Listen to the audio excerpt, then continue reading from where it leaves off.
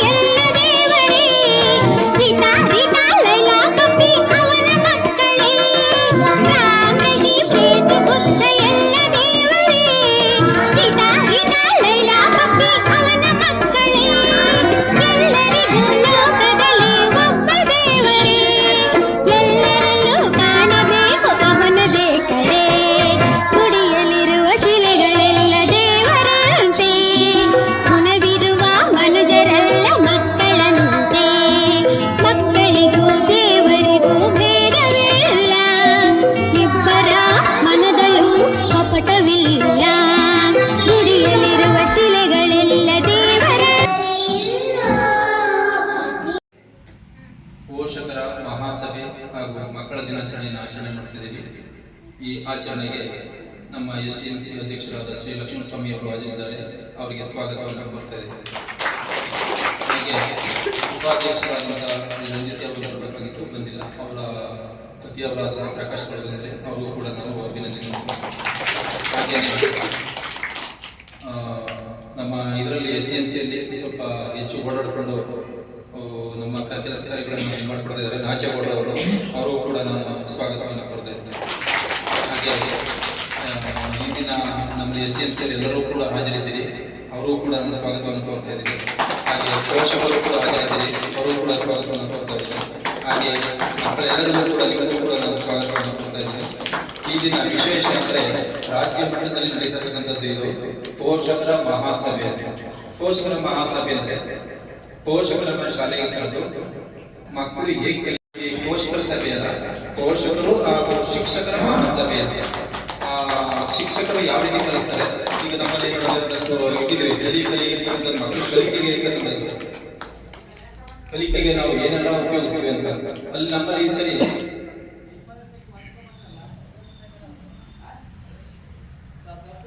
ಈಗ ನಮ್ಮ ಸರ್ಕಾರಿ ಶಾಲೆಗಳಲ್ಲಿ ಸುಮಾರು ಎಲ್ಲವೂ ಕೂಡ ಉಚಿತ ಉಚಿತ ಉಚಿತ. ಆದರೆ ಕಾನ್ವೆಂಟ್ಗಳಲ್ಲಿ ಹೋದರೆ ಸರ್ಕಾರ ಸಾವಿರಾರು ರೂಪಾಯಿ ಕಟ್ಟಬೇಕು.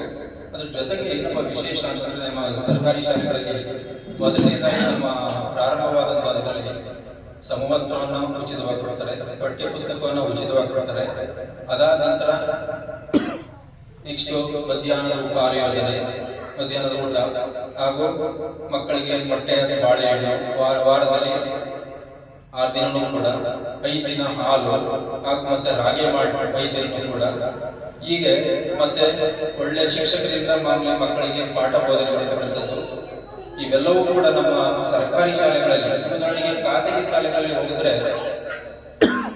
ಖಾಸಗಿ ಶಾಲೆಗಳಲ್ಲಿ ಅಲ್ಲಿ PUC ಫೇಲ್ ಆಗಿರೋರು ಅಥವಾ ಡಿಗ್ರಿ ಫೇಲ್ ಆಗಿರೋರು ಇರ್ತಕ್ಕಂಥವ್ರು, ಇಲ್ಲಿ ನಮ್ಮಲ್ಲಿ ಬರ್ತಕ್ಕಂಥವ್ರು ಎಲ್ಲರೂ ಕೂಡ ಸರ್ಕಾರಿ ಶಾಲೆಗೆ ಟೀಚರ್ ಆಗಿರ್ತಕ್ಕಂಥವ್ರು ಎಲ್ಲರೂ ಕೂಡ ಒಂದು ಎಕ್ಸಾಮ್ ಇರುತ್ತೆ, CET. ಆ ಎಕ್ಸಾಮ್ನ ಪಾಸ್ ಮಾಡಿ ಬಂದಿರ್ತಾರೆ. ಆ ಎಕ್ಸಾಮ್ ಪಾಸ್ ಮಾಡೋದು ಅಂದ್ರೆ ತುಂಬಾ ಸುಲಭವಾದ ಕೆಲಸ. ಅಂದಿರ್ತಕ್ಕಂಥವ್ರೆ ಈಗ ನಮ್ಮ ಶಿಕ್ಷಕರಾಗಿರ್ತಕ್ಕಂಥದ್ದು. ಹಾಗೆಯೇ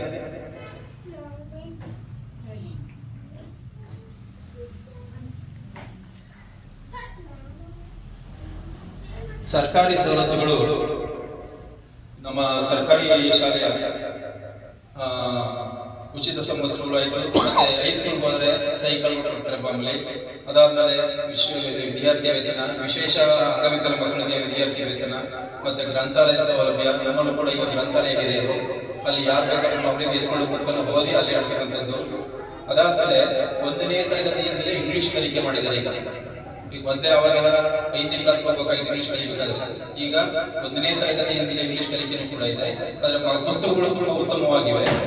ಅದ್ರ ಜೊತೆಗೆ ಈ ಸರಿ FLN ಅಂತ, FLN ಅಂತಂದ್ರೆ ಒಂದು ಸ್ವಲ್ಪ ಪೋಷಕರು ಗೊತ್ತಿರಲಿ, ಕನ್ನಡ ಮತ್ತು ಇಂಗ್ಲಿಷ್ ಕಲಿಕೆ ಯಾವ ರೀತಿ ಇದೆ ಅಂತ ಮಕ್ಕಳಿಗೆ. ಅಂದ್ರೆ ಕನ್ನಡವ ಚೆನ್ನಾಗಿ ಉತ್ತಮವಾಗಿ ಓದೋ ಪರೀಕ್ಷೆ ಬರಬೇಕು, ಮಾತನಾಡೋದು ಬರಬೇಕು, ಗಣಿತದಲ್ಲಿ ಬಂದ್ರೆ ಸಂಖ್ಯೆಗಳು ಹೇಳಬೇಕು, ಕೂಡೋದು, ಕಳಿಯೋದು, ಗುಣಿಸೋದು, ಭಾಗಿಸೋದು, ಇಷ್ಟು ಕೂಡ FLN ಒಂದು ಉದ್ದೇಶ. ಯಾಕೆಂದ್ರೆ ಈಗ ಅಲ್ಲಿ SLC ಓದಂತ ಮಕ್ಕಳಿಗೆ ಗಣಿತದಲ್ಲಿ ಕೂಡೋದು, ಕಳಿಯೋದು ಗೊತ್ತಿಲ್ಲ ಅಂತಕ್ಕಂಥ ಮಾಹಿತಿ. ಆ ಮಾಹಿತಿಯಿಂದ ಎಲ್ಲಿ ಮಕ್ಕಳು ಹೇಳ್ತವೆ ಅಂತಂದಾಗ ಪ್ರಾಥಮಿಕ ಹಂತದಲ್ಲಿ ಮಕ್ಕಳು ಹೇಳ್ತವೆ ಅಂತ. ಆ ಪ್ರಾಥಮಿಕ ಹಂತದಲ್ಲಿ ಮಕ್ಕಳಿಗೆ ಈ ಓದುವುದು ಮತ್ತು ಬರೆಯುವುದು ಉತ್ತಮವಾಗಿ ಬಂದ್ರೆ ಆ ಓದ್ತಾ ಮುಂದಕ್ಕೆ ಉತ್ತಮವಾಗಿ ವಿದ್ಯಾಭ್ಯಾಸ ಮಾಡ್ತೇವೆ. ಅದೇ ರೀತಿ ನಾವು ಗಣಿತದಲ್ಲಿ ಬಂದ್ರೆ ಕೂಡೋದು, ಕಳಿಯೋದು, ಗುಣಿಸೋದು, ಭಾಗಿಸೋದು, ಮತ್ತೆ ಸಂಖ್ಯೆಗಳು. ಒಂದು ಯಾವ್ದಾದ್ರು ಒಂದು ಸಂಖ್ಯೆನ ಹೇಳಿದ್ರೆ ತಕ್ಷಣ ಈ ಸಂಖ್ಯೆಯನ್ನು ಹೇಳ್ತಕ್ಕಂಥದ್ದು, ಇದು FLN ಅಂತ ಒಂದು. ಅದಾದ ನಂತರ ಓದು ಕರ್ನಾಟಕ ಅಂತ ಒಂದಿದೆ ಈ ಸರಿ. ಓದು ಕರ್ನಾಟಕದಲ್ಲಿ ಅದು ಕೂಡ ಮಕ್ಕಳು ಕಲಿಕೆ ಆಗ್ತಕ್ಕಂಥ ಮಕ್ಕಳಿಗೆ ಕೆಲವು ಪುಸ್ತಕಗಳನ್ನ ಕೊಡಿ. ಮಕ್ಕಳಿಗೆ ಫಸ್ಟ್ ಭಾಗ 1ರಿಂದ ಭಾಗ 2 ಮತ್ತೆ ಚಿತ್ರಪಟಗಳನ್ನ ಕೊಟ್ಟಿದ್ದಾರೆ. ಮತ್ತೆ ಇಲ್ಲಿ ಗಣಿತದ TLM ಇದೆಯಲ್ಲ, ಕಾಣಿಸ್ತಾ ಇದೆಯಲ್ಲ, ಗಣಿತದಲ್ಲಿ ತುಂಬಾ ಸುಲಭವಾಗಿ ಕಲಿತಕ್ಕಂಥವೆಲ್ಲ ಮಣಿಗಳಿಂದ, ಮತ್ತೆ ಅಲ್ಲಿ ಸುಮಾರು ಗಣಿತದ ಕಿಟ್ಗಳಿದೆ, ಅದರಿಂದ ಕೂಡ ಕಲಿಸ್ತಕ್ಕಂಥದ್ದು. ಹಾಗೇನೆ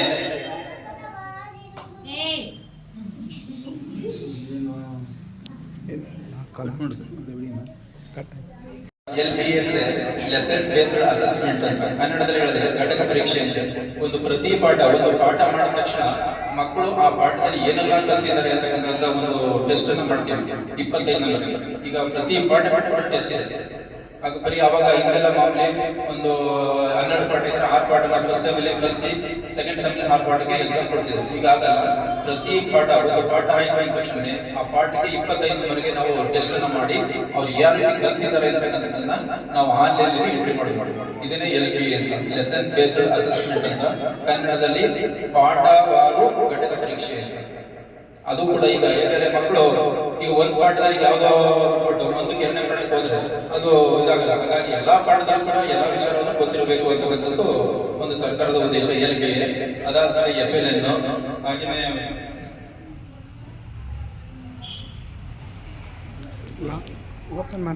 ಮಕ್ಕಳ ಕಲಿಕೆಗೆ ಸಾಕಷ್ಟು ಒತ್ತನ್ನು ಕೊಡ್ತಾರೆ ಸರ್ಕಾರದವರು. ಮಕ್ಕಳಿಗೆ ರೇಡಿಯೋ ಮೂಲಕ ಪಾಠ ಕಲಿಸ್ತಕ್ಕಂಥದ್ದು, ಮತ್ತೆ ಮೊಬೈಲ್ ಮೂಲಕ ಪಾಠ ಕಲಿಸ್ತಕ್ಕಂಥದ್ದು. ಅದಾದ್ಮೇಲೆ ಕಾಲಕ್ಕೆ ಮಕ್ಕಳಿಗೆ ವೈದ್ಯಕೀಯ ಚಿಕಿತ್ಸೆ ಕೊಡ್ತಕ್ಕಂಥದ್ದು, ಪ್ರತಿ ವರ್ಷನೂ ಕೂಡ ವೈದ್ಯಕೀಯ ಚಿಕಿತ್ಸೆಯನ್ನು ಮಾಡಿಸ್ತಕ್ಕಂಥದ್ದು. ಹಾಗೇನೆ ಅಂದ್ರೆ ನಮ್ಮ ಸರ್ಕಾರಿ ಶಾಲೆಗೆ ಓದಿರ್ತಕ್ಕಂಥ ಮಕ್ಕಳು ಎಲ್ಲಾ ರಂಗದಲ್ಲೂ ಕೂಡ ಇರ್ತಾರೆ. ಆದ್ರೆ ಕಾನ್ವೆಂಟ್ ಓದಿರುವಂತ ಮಕ್ಕಳು ಮಾತ್ರ ಆ ಕುದುರೆಗೆ ಕಡಿವಾಣ ಹಾಕಿ ಮಾತ್ರ ಇರ್ತಾರೆ. ಈಗ ನಮ್ಮಲ್ಲಿ ಎಲ್ಲ ರಂಗದಲ್ಲಿ ಅಂದ್ರೆ ಅವರು ಯಾವ ಆಟ ಮಾಡ್ತಾರೆ, ಯಾವ ರೀತಿ ಮಾತಾಡ್ತಾರೆ, ಎಲ್ಲವೂ ಕೂಡ ಮಾಡ್ತಾರೆ. ಆದ್ರೆ ಕಾನ್ವೆಂಟ್ಗಳಿಗೆ ಹೋದಾಗ ಅವಕ್ಕೆ ಒಮ್ಮೆ ಕುದುರೆಗೆ ಕಡಿವಾಣ ಹಾಕಿ ಮುಂದಕ್ಕೆ ಹೆಂಗೆ ಕೊಯ್ದಾಗ್ತದೋ ಆ ತರ ಇರ್ತಾರೆ. ಹಾಗಾಗಿ ನಮ್ಮ ಸರ್ಕಾರಿ ಶಾಲೆಗಳನ್ನ ಉಳಿಸೋದಕ್ಕೆ ಪೇರೆಂಟ್ಗಳು ಮನಸ್ಸು ಮಾಡಬೇಕು. ಈಗ ನಮ್ಮ ಮಕ್ಕಳಿಗೆ ಬೀದಡಿ ಮಕ್ಕಳಿಗೆ ಯಾವುದೇ ಕಾನ್ವೆಂಟ್ ಕಡಿಮೆ ಇಲ್ಲ. ಏಕೆಂದ್ರೆ ನಮ್ಮ ಮಕ್ಕಳು ಯಾವ ಕಾನ್ವೆಂಟ್ ಮಕ್ಕಳು ಬಂದರೂ ಭೇಟಿ ಮಾಡ್ತಾರೆ, ಗಣಿತದೇ ಆಗಲಿ ಕನ್ನಡದಲ್ಲಿ ಆಗಲಿ. ಈಗೆಲ್ಲ ನಮ್ಮ ಮಕ್ಕಳುಗಳು ಸುಮಾರು 95% ಕನ್ನಡವನ್ನ ಮತ್ತೆ ಪೇಪರ್ನ ನೇರವಾಗಿ ಓದ್ತಾರೆ, ಕೂಡೋದು, ಕಳಿಯೋದು, ಬಿಡಿಸೋದು, ಬಾಕ್ಸೋದು ಕೂಡ ಮಾಡ್ತಾರೆ.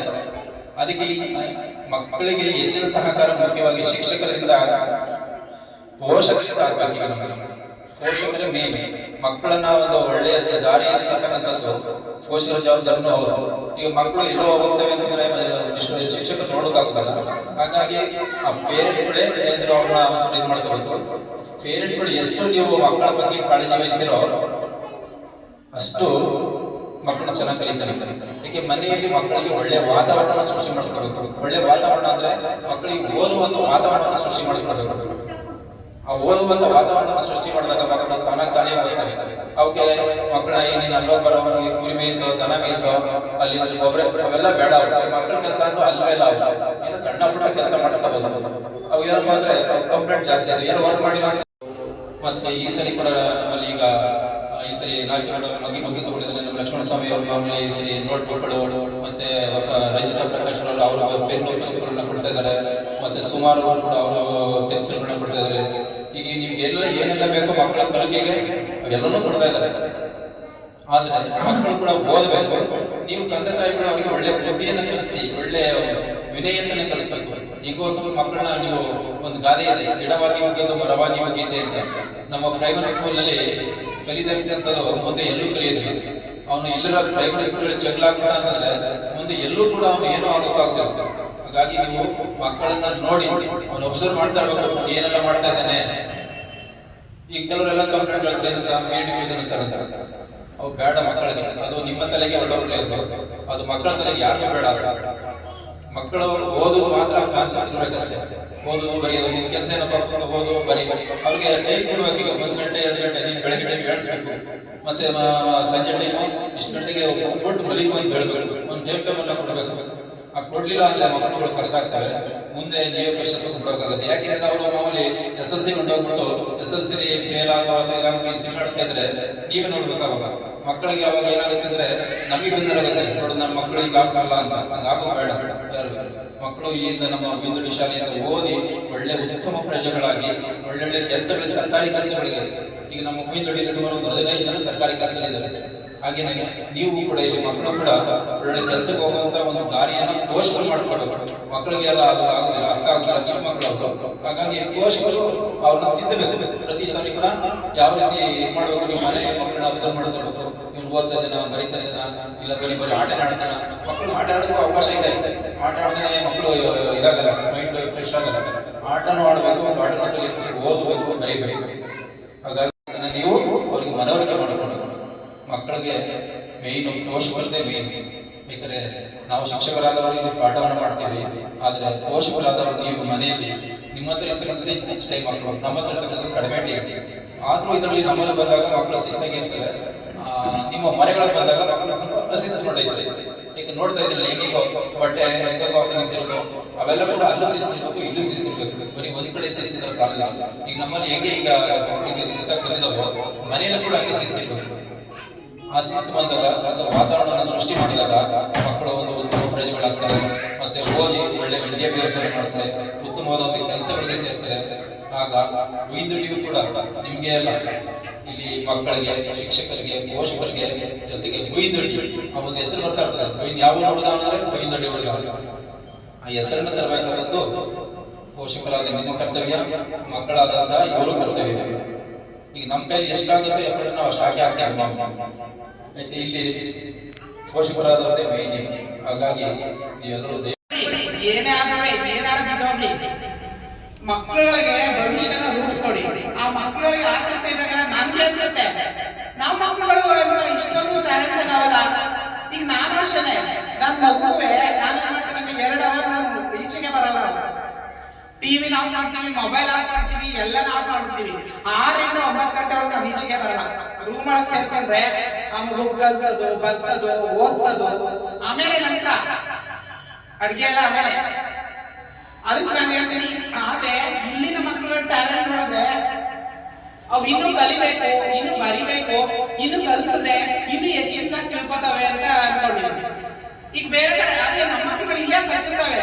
ಆದ್ರೆ ಅಲ್ಲೋದಾಗ ಬೇರೆ ಶಾಲೆಗೆ ಹೋದಾಗ ಯಾಕೆ ಒಂದು ಡೆಲ್ ಆಗ್ತವೆ ಅಂತ ನನ್ಗೆ ಅರ್ಥ ಆಗಿಲ್ಲ. ನನ್ಗೆ ಹೇಳ್ತಾರೆ, ಇಲ್ಲ ಸರ್ ನಿಮ್ಮ ಮಕ್ಕಳು ತುಂಬಾ ಚೆನ್ನಾಗಿ ಓದ್ತವೆ, ಇಲ್ಲಿ ಚೆನ್ನಾಗಿ ಓದ್ತವೆ ಅಂತ ಹೇಳ್ತಾರೆ.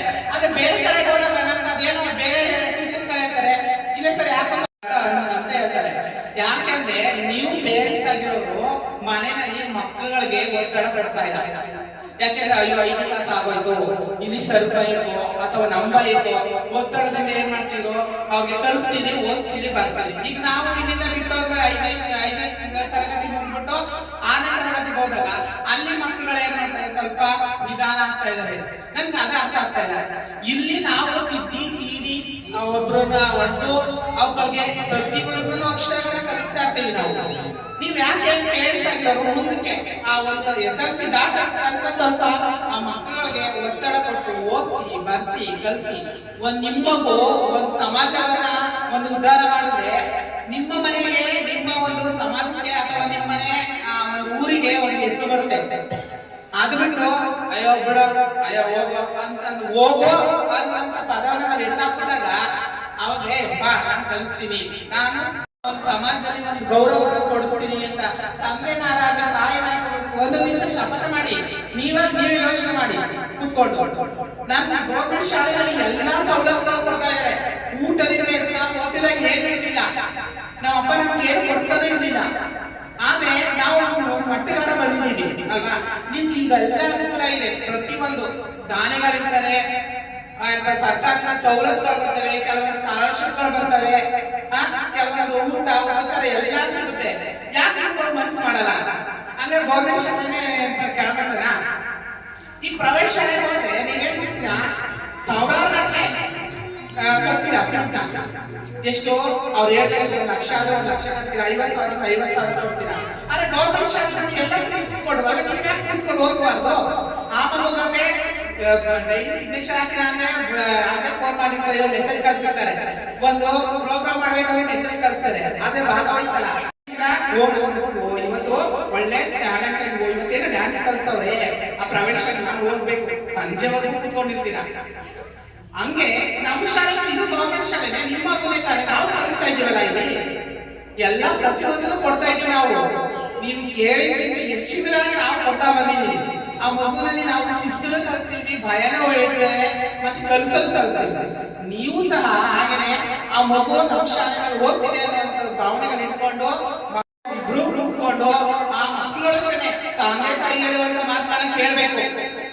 ಹೋಗೋ ಬರಲ್ಲ, ನಾನು ಬರೆಯಲ್ಲ, ಓದಲ್ಲ, ಆ ಮಾತುಗಳ ಬಿಟ್ಬಿಡಿ. ನೀವು ಮಕ್ಕಳುಗಳಾದ ನಿಮ್ಮೂ ಆಸಕ್ತಿ ಅನ್ನೋದು ಬೆಳಿಬೇಕು, ಹೋಗ್ಬೇಕು, ನಾನು ಕಲಿಬೇಕು. ನಮ್ಮ ಶಾಲೆ, ನಮ್ಮ ಇಷ್ಟು, ನಮ್ಮ ಅಪ್ಪ ಅಮ್ಮ, ನಮ್ಮ ಅಕ್ಕ ತಂಗಿರೋರು, ನಮ್ಮ ಸಮುದಾಯ ಭಾವನೆಗಳನ್ನ ಇಟ್ಕೊಂಡು ನೀವು ಕಲೀರಿ. ನಿಮ್ಮ ಸಮಾಜ ಎತ್ತಿ ಆಕಾಶದವರೆಗೂ ಗುರುತಿಸುತ್ತೆ. ಈಗ ನರೇಂದ್ರ ಮೋದಿ ಅವರು ನಮ್ಮ ಒಂದು ಸಮುದಾಯದ ಮಟ್ಟಕ್ಕಾದ್ರೂ ನಾವು ಕಲಿಬೇಕು, ಬೆಳಿಬೇಕು. ಇಷ್ಟೇ ಮಕ್ಕಳಿಗೆ ಮತ್ತೊಮ್ಮೆ ಒಂದು ನವೆಂಬರ್ 14 ಮಕ್ಕಳ ದಿನಾಚರಣೆಯ ಶುಭದಿನ ಹೇಳ್ತಾ ಮುಗಿಸ್ತೀನಿ ಭಾಷಣ.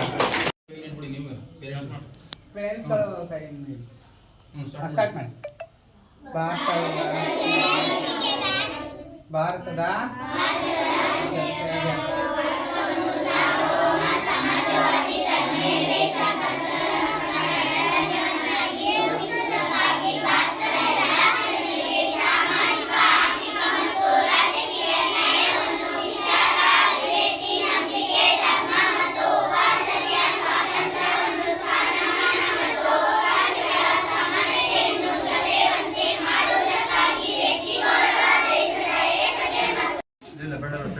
ಇಲ್ಲ ಅವರ ಫ್ರೆಂಡ್ಸ್ಗಳಿಗೆ ತಿಳಿಸಿ ಸುಮ್ಮನೆ ತಿಳಿಸಿ.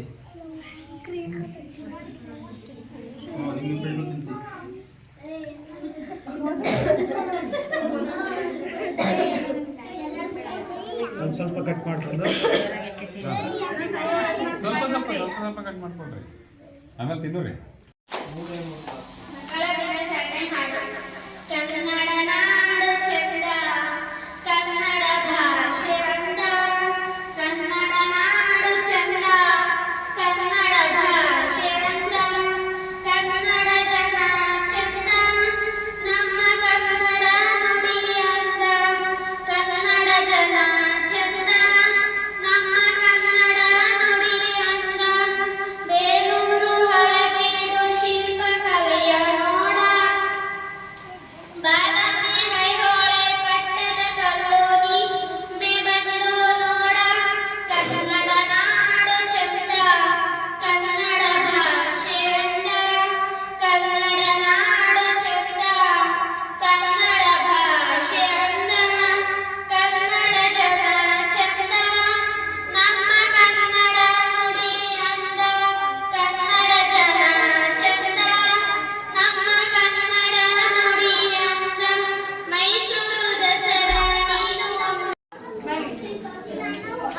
ಬಾ ಕೂತ್ಕೊಳ್ಳಿ ಜಾಕ್ ಹೋಗಲಿ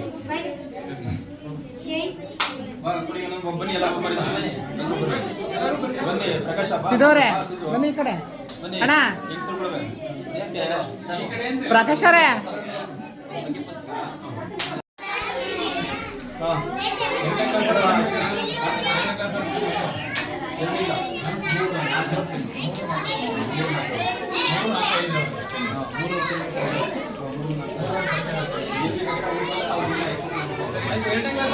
ಎರಡನೇ ಕ್ಲಾಸ್ ಅವರು ಲೈನ್ ಆಗಿ ಬನ್ನಿ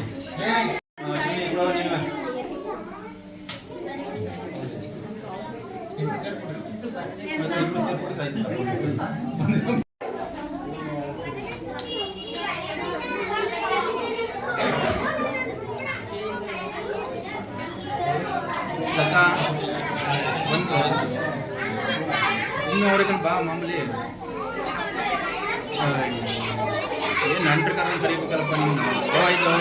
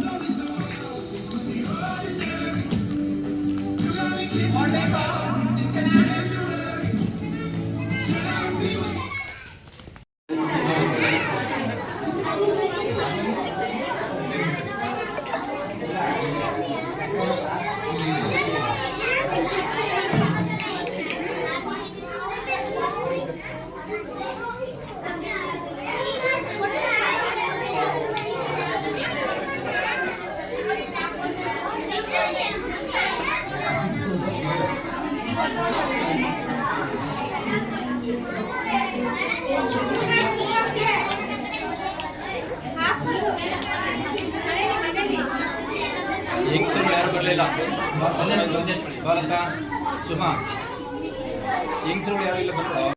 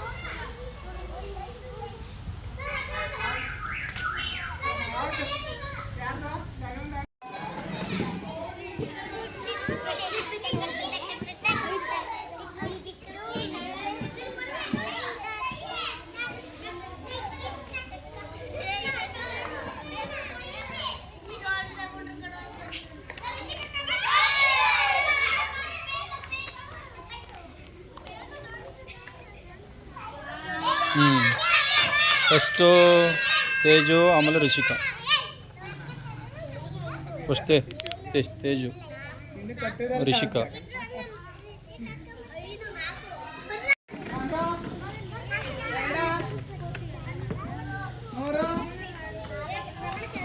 ಜೋಡಿಸ್ಬೇಕು. ಹಾಕು. 5 6 7 8 9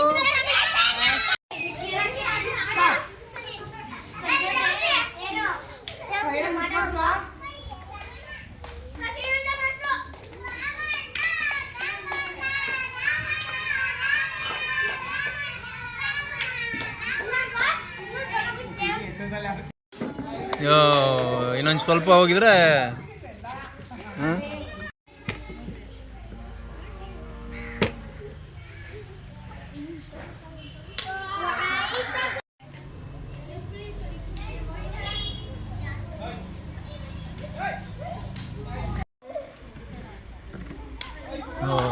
ಫಾಸ್ಟ್ ಮಾಡ್ತಾ ನೋಡ.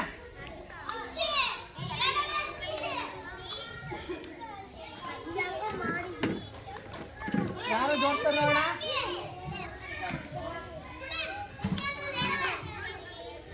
ಬೇಗ ಫಾಸ್ಟಾಗಿ ಯಾರು ಒಂದು ಬರ್ತಾರೆ ನೋಡೋಣ.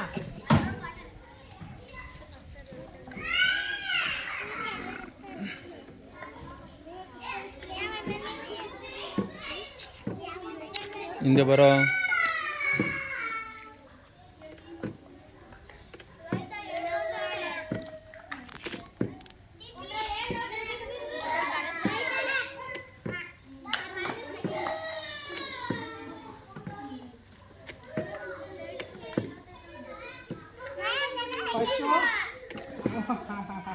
ಫಸ್ಟ್ ಹೋಯ್ತಾ.